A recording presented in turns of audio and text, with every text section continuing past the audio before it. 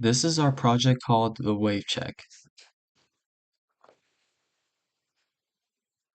In recent years, the growing intensity of natural disasters linked to climate change has made coastal communities more vulnerable than ever. Tsunamis in particular cause billions of dollars in destruction and tragic loss of life, especially when seawalls fail to perform as intended. The events like the 2011 Tohoku tsunami in Japan resulted in over 15,000 deaths and $360 billion in damages. Our Wave Check project introduces a new tsunami wall system design that focuses on energy dissipation rather than resistance, creating a more resilient and flexible coastal protection design. The first material we decided to analyze for this project was ultra highweight molecular polyethylene, which is commonly used in aerospace tethering, marine mooring, and safety ropes. The second material analyzed would be aramid fiber, which is commonly used in bulletproof vests, aerospace cables, and marine hull reinforcements. Both materials are highly durable and elastic, making them great candidates for aerospace and marine manufacturing. MATLAB will be used to calculate the safety values as well as the stress-strain relationship for both materials. So for our design process, we decided to make two separate designs, one retrofitted to fit onto currently existing walls and one new to build from scratch. And the key difference is the retrofitted system uses a pressure plate design and the new design uses a bell siphon pressure release system. Now, for the retrofitted design, we featured a base wall and inner wall which combine and just essentially make the main inner wall, scour protector, which will be pictured in the next slide, and of course the pressure plate release system, which will activate if about half of the wall's yield strength is reached.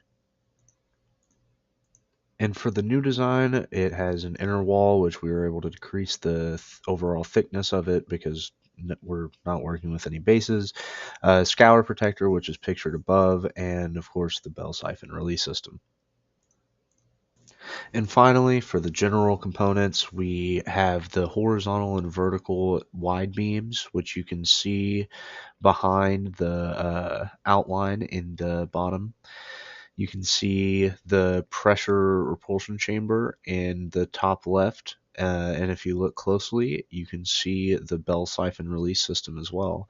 And then for the porous intersection that's between the inner laminar flow gate and the blanket shock absorbing slabs, which is in this middle part, that will be mostly rounded stones. And of course, on the bottom, you can see the actual blanket. Using MATLAB, a code was developed to calculate the tsunami forces acting on the materials. And with these forces, computed with the material's properties, we determined the static and fatigue failure limits. The results are shown in these two graphs. The top graph illustrates how the factor of safety changes as tsunami height increases, and the bottom graph compares the stress strain behavior of the two materials. From these graphs, it's possible to see how each material responds to increasing tsunami loads, and to identify which material performs better under severe conditions. Results and analysis.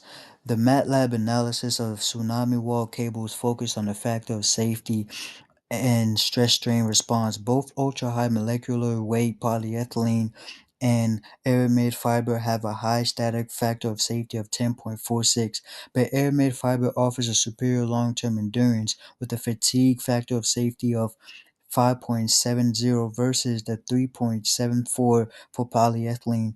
However, aramid is stiff, favoring long resistance, while the elastic ultra polyethylene is better suited for energy dissipation. Ultimately, the material selection must balance aramid's high fatigue strength against ultra high polyethylene's ability to dissipate energy dynamically, while which aligns with the project's design goal.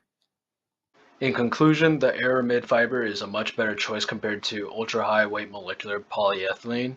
For future analysis, more rigorous testing can be done to get more precise values of tsunami loads, as well as potentially increasing the height of the wall to offer more protections against larger waves.